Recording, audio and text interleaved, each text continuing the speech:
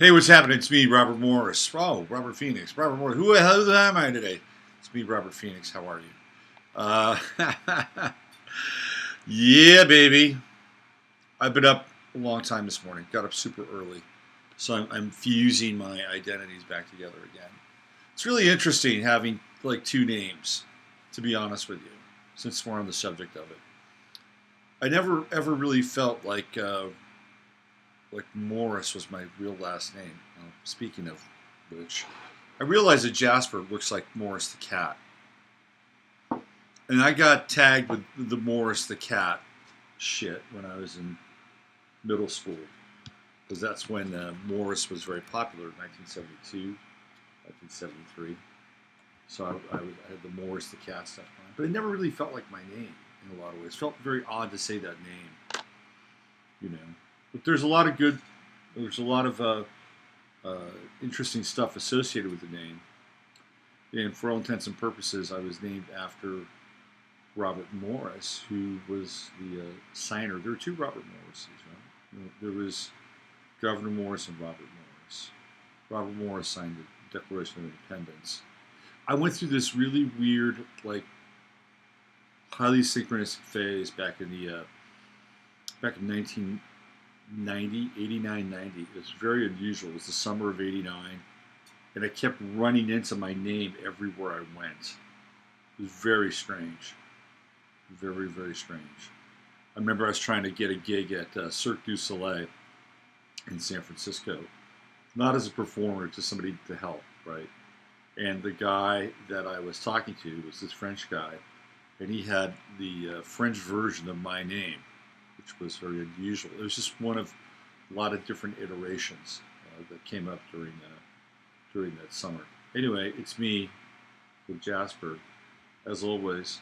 How was everybody this morning? Thanks for being here. A little late. I've been up pretty early, just trying to get a bunch of other stuff together today. A lot going on.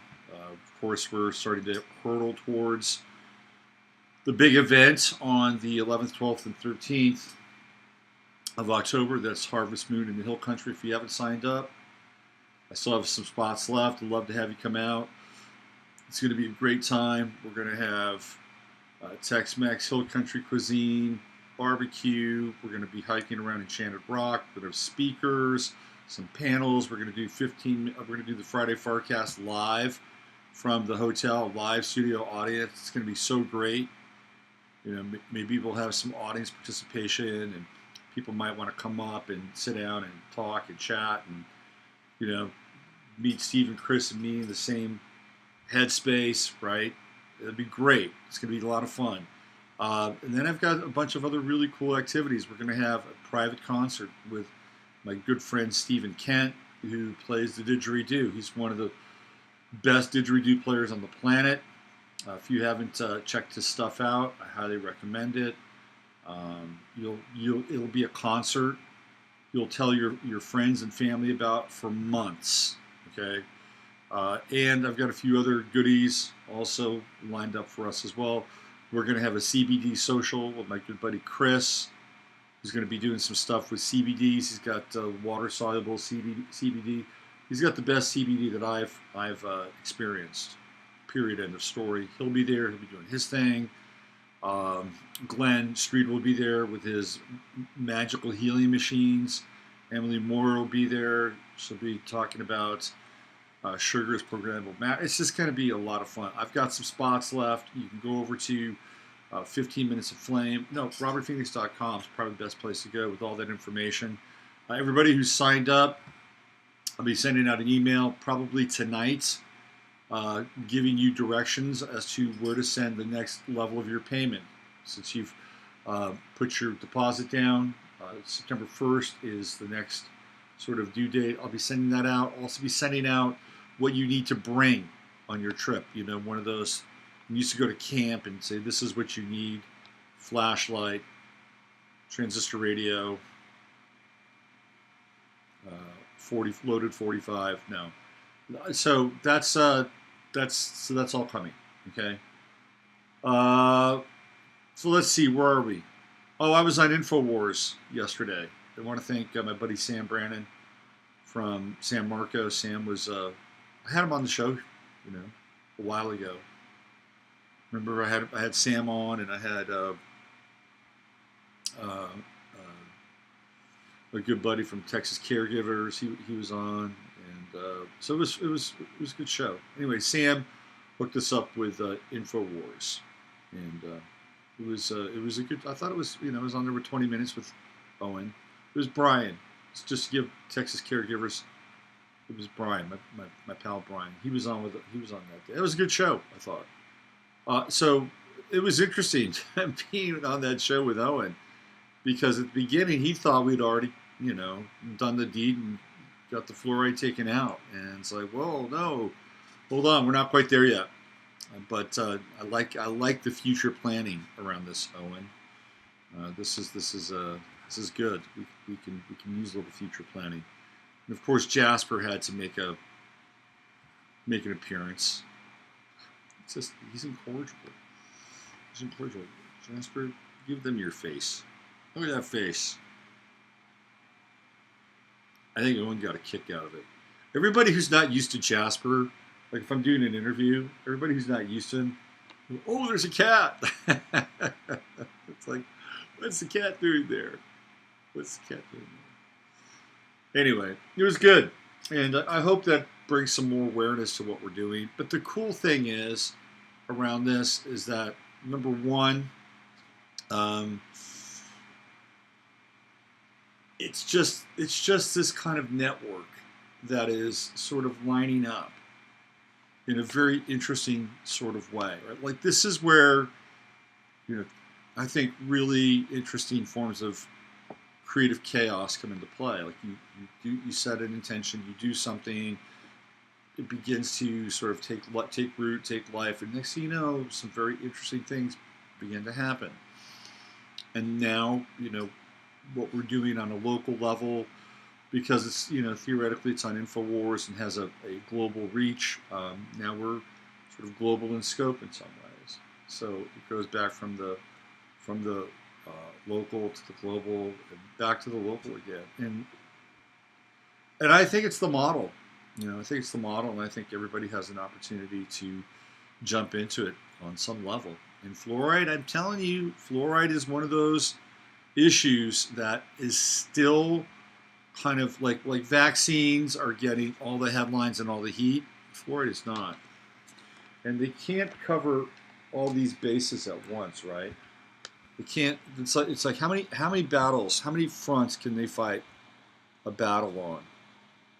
So there's always going to be kind of that one area that may be a little bit neglected. That's my sense. And I think fluoride's that area, and it's worthwhile. So if you live in a small city, I encourage you to find out what it's about and jump on board. Because the other cool thing is it gets you involved with people, it gets you involved with your community, it gets you out of your house. And here in this part of Texas, we have a lot of different points of view. Of course, we have Republicans, we have Tea Party people, and we've been with the Tea Party people, we've been with the Republicans, we've been with the Libertarians in Austin, and we want to reach out to the Democrats also here in Hill Country, Fredericksburg as well. So it has this potential to be a galvanizing kind of topic and effort in a lot of ways. All right, so enough about fluoride. Jasper, let's just make today's show about you. You seem to be very insistent today. Jasper, what would you like to share with the world besides your lack of teeth? Jasper doesn't have a lot of teeth. But you know what? Doesn't stop him. Doesn't stop him from being a pig. This guy can eat, I'm telling you right now. Let me just go over to YouTube and let's see what's going on the YouTube side. Let's just check in with people. Let's see what we got here. There's Lori. Hey, Lori. There's Renee. And Chris and Steve. They're over here on the 15 side. And let's see. I'm lucky to have Fredericksburg. This place has been a real godsend for me. It's been a very healing experience. Very interesting anti-fluoride chat about ingesting makes sense. I don't think anyone in Australia is discussing this. Yes to anti-vaccine. And Owen gave you a lot of space to talk. I know, right? That was really good. I appreciated that. Let's see. I've been through Ike and Harvey. Oh boy, so we got hurricane watch, right? Down in Florida was a Dorian. Is that what's going on down there? I know a lot of you are down in Florida. 7 hurricanes. Ani has 7 hurricanes under her belt. Holy smokes. Dorian isn't much of a hurricane. Anything under 125 mile per hour is easy breezy. Hi, Judy. Nice to see you. There's Ian and Paula, Beth Berry, Jennifer. Hey, Jennifer. Just another channel. I like that. Morning. T-Grill. There's a catch rewatch. Sick today, so here I am. There's Shari. Hey, Shari. Yeah, first time here. Welcome. Just another channel. And Sticky Marks. Hey, Sticky. And Joe. And there's Jenny Beasley. Luann. Okay. By the way, your talk with Marina on Sunday, that there icon I've used forever is one of Geiger's Liliths. Ooh. Giger, what a strange man. Hi, Mary. What a strange man Giger is. Ooh. If you don't know who Giger is, he's the guy that did the design for the movie Alien. I saw a documentary on him one time. Creepy. Yeah.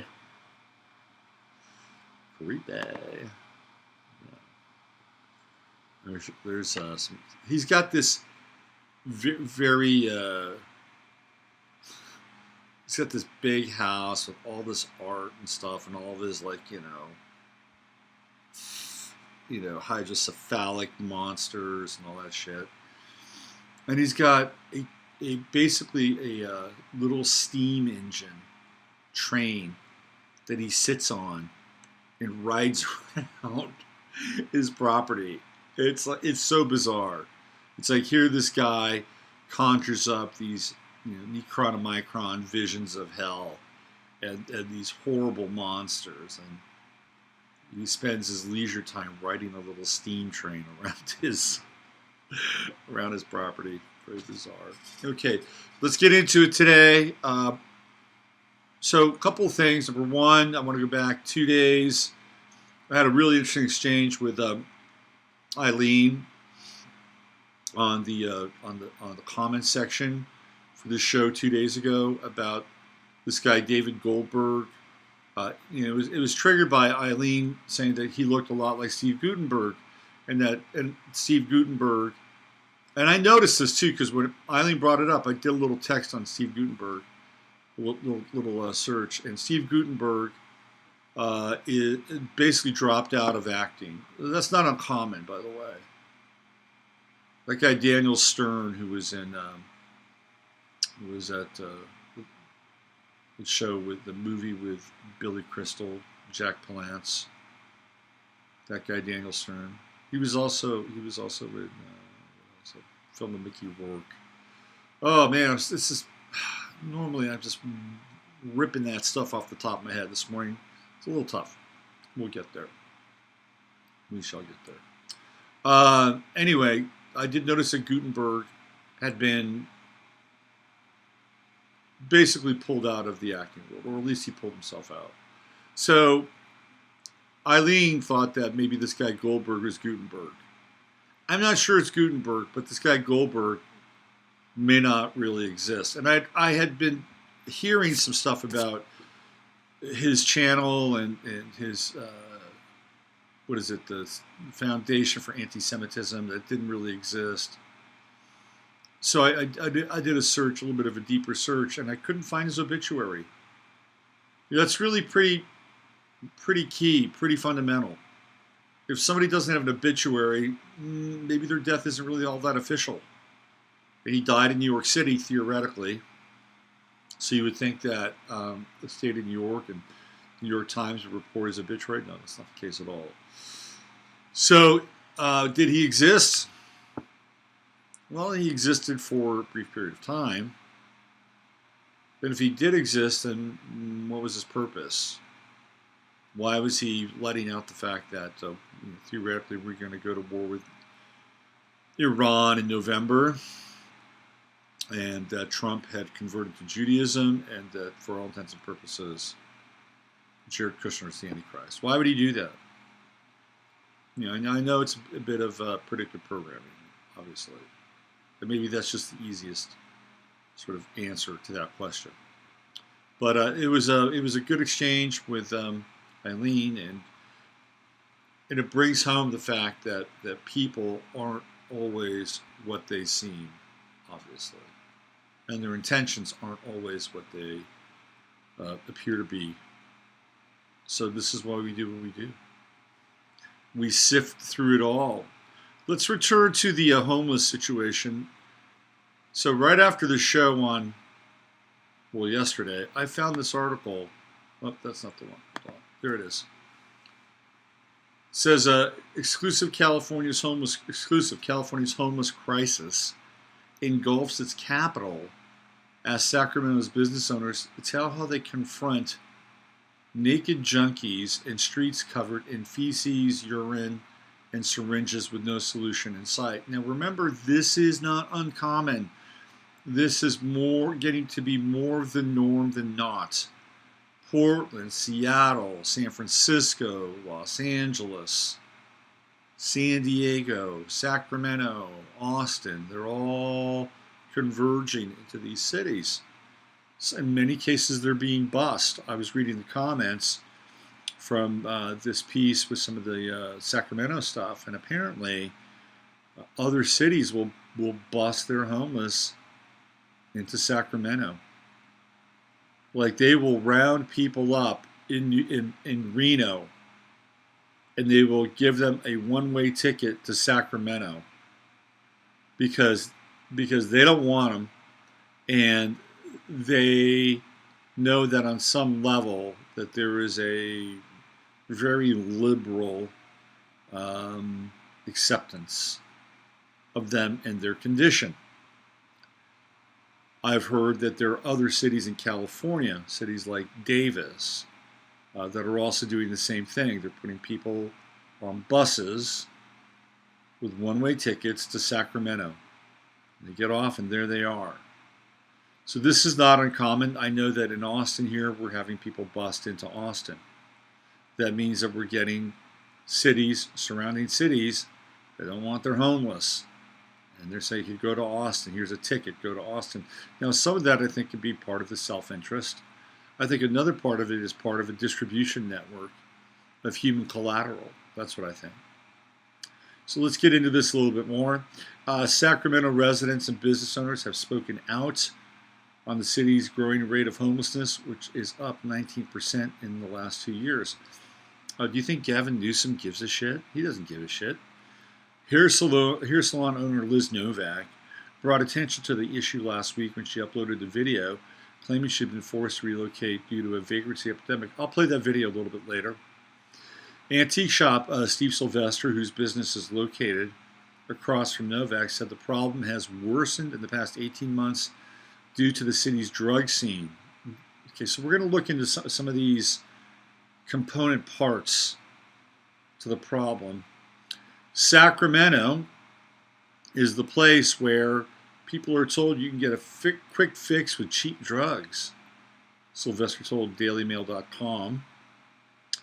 He said one homeless drug addict entered his 95% entered his store 95% naked and damaged $300 to $400 worth of china when he was asked to leave.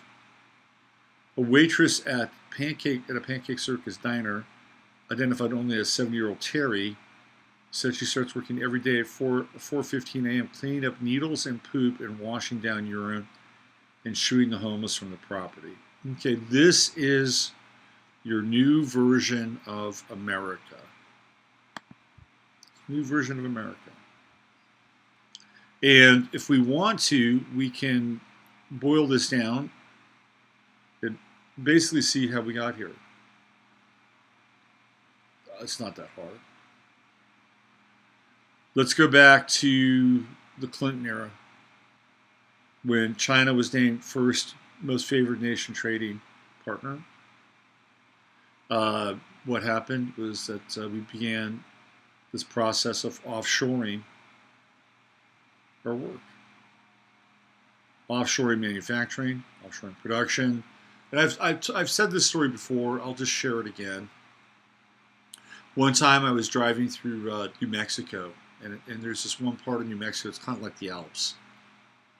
It's pretty neat region. And there was this guy who had his family had a roadside stand where they sold apples and all these goodies, right? And then they also had a petting zoo. I'm like, how does this happen? How do they have kind of a semi-exotic animal petting zoo? How did they get here? So I started to talk to the guy, and originally he had a big apple orchard there. And he and his workers, who happened to be from across the border, would harvest the apples, and then they would take the apples and they would sell them, and they would sell them to Mexico. They would go to Mexico and sell the apples, and they were very successful at selling the apples. Mexico got good apples. He got income. He was able to employ people. Win, win, win, win, win. NAFTA happens. Once NAFTA happens, can't do it anymore. Can't do it. So he still has the apples, and he's not selling them to Mexico, but he's trying to find buyers that can do things like applesauce and apple juice. That lasts brief period of time. And then China gets most favored nation trading status, and guess what? They're the ones that are creating the apple juice and the applesauce. And literally, you have to send your apples to China, and then they are the ones that process them, and then it comes back to us. And they couldn't do that. They didn't have the license, and they didn't have the money to be a part of that process. So now they were screwed out of their apple economy. And then what eventually happens is that they started to do stuff with wool, and even that became a bit tricky. So they were forced to have a roadside stand where they sold, apple juice, and where they sold their own apple juice to people driving by. Dried fruit, nuts, the little roadsides. And then they had an exotic petting zoo. But this is what happens, right? So it all happens with China and outsourcing most favored nation trading status. If that family wasn't smart and resourceful and together, they'd be on the streets. People lose their jobs. People lost their jobs. And then, of course, you have the big housing crisis in 2009, which we've never really recovered from. Then we have all these visas that are granted to foreign workers coming into the country who are cheaper and displacing Americans who have knowledge of things like software and programming and working, taking less to work more, which is the story. The globalists have basically taken a wrecking ball to this country. A wrecking ball. That's what they've done. Because they have a globalist agenda. And there is a globalist agenda. People will say, well, who are the globalists? Are you just afraid to say Jews? No, I'm not afraid to say Jews, but I don't think they make the entire globalist spectrum. I think Israel plays a really, really big part in the globalist game. I think the Rothschilds play a huge part in the globalist game. I don't think they're the only players. You have to have corporations that want to play ball. You have to have the CEOs of the corporations that want to play ball. A lot of these people, by and large, I think are basically Satanists at a high level. Right? Because that's their plan, is to basically turn the earth into their playground while making life hell for everybody else. That way they get to rule over hell. Isn't that what Gavin Newsom wants to do in California, is to rule over hell? Because he's creating it. It makes him like a demiurge. So that's a big part of it. The drug problem is huge, but people resort to drugs, or they take drugs because in many cases they feel good. It's a way out. But we're dealing with drugs now that are so different, like this fentanyl shit, man. It'll steer the soul. We're dealing with drugs and drug compounds now that I think literally open people up to levels of possession. I remember back around, 2010, where there were a lot of videos showing up. And I think these were people smoking the bath salts, or we don't know, but there were people that were like showing up on these videos and doing crazy shit, like superhuman shit. And they were naked, and there was this one guy in Indianapolis where he was incredible. He was naked and he was beating up cops, and it was like insane. But I think it has something to do with kind of this multidimensional perspective with the whole drug thing. Anyway, let me show you some pictures of the homeless. They're not pretty. They are not pretty. So here you go. This is this guy's living room. It's his bedroom. It's his sunroom. And behind him, you see his all-purpose vehicle. And he lives, apparently, in a gated community. Only in this instance, he's on the other side of the gate.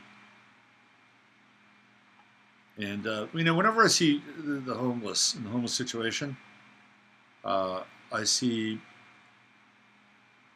somebody's ex-husband, somebody's grandfather, somebody's uncle.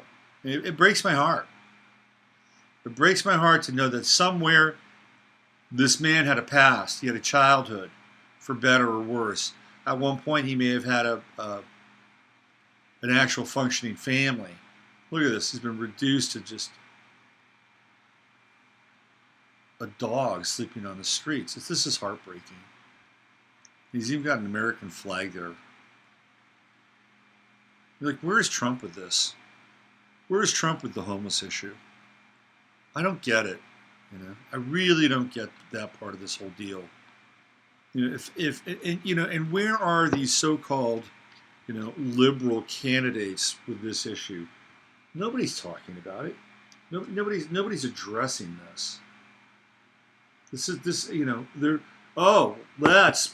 open our borders and let's give all these people, free shit for life. Meanwhile, this man is slowly rotting. He's a living corpse on the streets of Sacramento. They don't give a shit about him.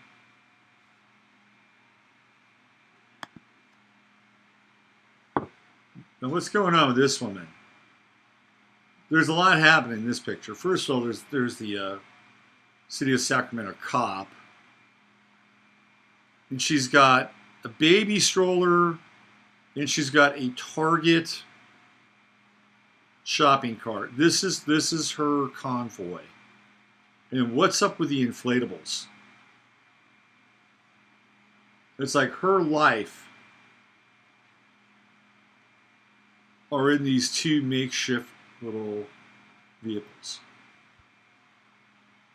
And again, what is she? I would say she's probably maybe late 40s. She's got some good earbuds. Late 40s. Probably married. Probably had, relationships for better or worse. A lot of trauma, adds to the story, sort of the untold story of these people's lives. I suppose if you sat down and talked to them, many instances you'd be absolutely shocked by what you would hear. Right, let's go over here. Here's a group shot. This is an interesting one. Good branding for the 49ers. So they have found their new family. This is the new family right here. When I look at this picture, and I'll show you the next one, part of this also is, I think, a result of people just basically saying, fuck you to society. It's like, fuck you, your world stinks. I got screwed over by the courts. I got screwed over by my job. I got replaced by somebody, from another country, or somebody who was less qualified than I was. I made a few wrong turns. I had a few too many drinks one night. I lost my license. And at some point, again, having to deal with something like this, I'm sure some of these people basically just said, fuck you, fuck this. Done. I'm tapping out. And I think that's I think it's part of it as well. There's a sense of just tapping out. And probably in some ways, this life is a lot easier. And in a weird way, it creates a different kind of stress, but probably less stressful on some level. Is it healthier? No, it's certainly not healthier. It's not healthy for the community. But I kind of get it. Again, who are these people? They had family, they had lives, they had connections, they had Christmases, they had Thanksgivings. Now they have each other. Let me show you another one. Here's another guy. Look at that look. Look at that look. There's 1,000 words in there.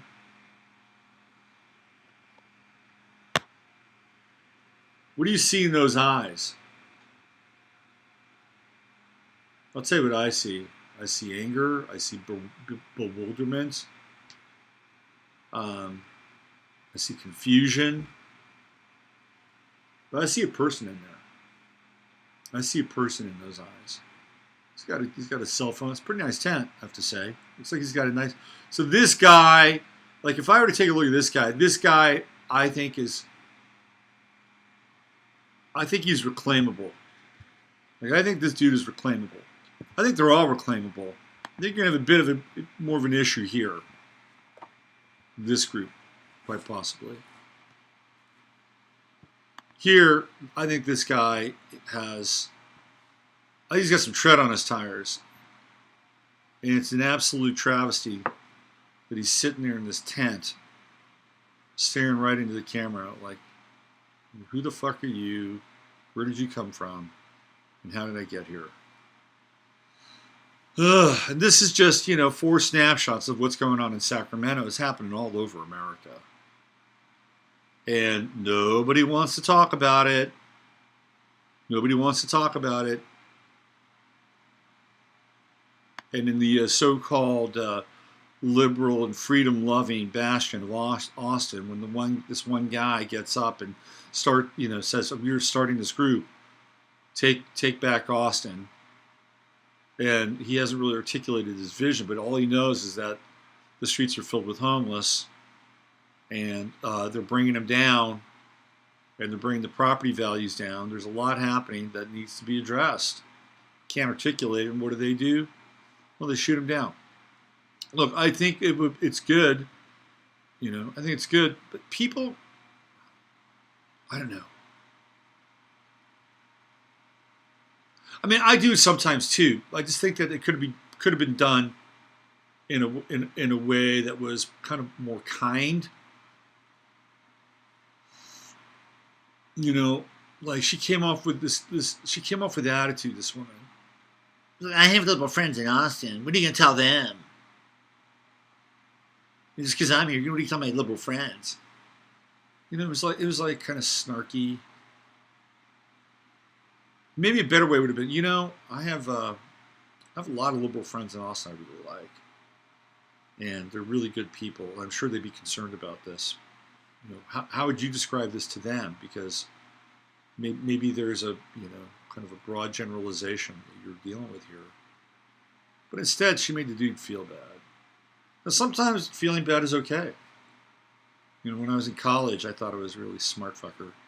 And I had this professor just completely undress me in front of the class. It was the best thing that happened to me. Trust me, it was really good. Taught me a very, very important lesson in my life. Let's talk. I'm going to play this video for you. And this is this gal, Novak. And this video went viral, and she's been hounding Gavin Newsom. Here we go. Video is for Gavin Newsom. I'm going to wait for a response from you, but I'm not going to stop messaging you, tweeting you, making videos to you, emailing you, writing you, calling you. I want to know what you're going to do for us Californians. I have had a business in downtown Sacramento for 15 years, a successful business. I now have to leave my place of business. I have to close my shop. I own a hair salon. Yes, I can go do hair somewhere else, but it's not as convenient to my clients as downtown Sacramento is. Thank God I live an hour and 10, 20 minutes away from there. But I just want to tell you what happens when I get to work. I have to clean up the poop and the pee off of my doorstep. I have to clean up the syringes. I have to politely ask the people who I care for these people that are homeless, to move their tents out of the way of the door to my business. I have to fight off people that push their way into my shop that are homeless and on drugs because you won't arrest them for drug offenses. I have to apologize to my clients as to why they can't get into my door because there's somebody asleep there, because they're not getting the help they need. I talked to the police officers. They told me to contact you. They want to do something and they can't. You change the laws. So I want to know what you're going to do for us, the ones that are unhappy. You want to make us a sanctuary state. You want to make it comfortable for everybody except for the people that work hard and have tried their hardest to get along in life, and now we have to change that because of your laws. Your liberal ideology is not working, and I don't know who you're trying to please. So while you sit in your $1 million home and you don't have to look at what we have to look at, there's hardworking people out there that have to deal with this on a daily basis. What are you going to do for us? So if I were Fox News, I would turn her into a kind of a short-term media star. If I were Fox News, I would embed with her and follow her around, on her jaunts to her salon, whole 9 yards, and I would do like about a 2 or 3 part series with her for a couple of reasons. Number one, it's a really important issue. And number two, if you look at her, she's young. She's tatted up. She's got tattoos on her fingers.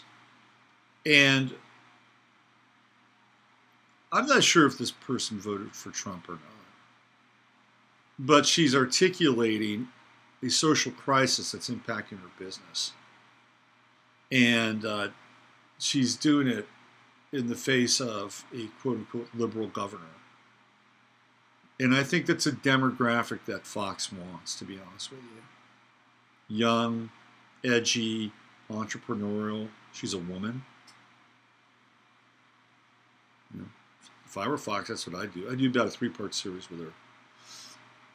Because I think that would grab some ratings, and that's what they're trying to do. Plus, it would also help advance her cause.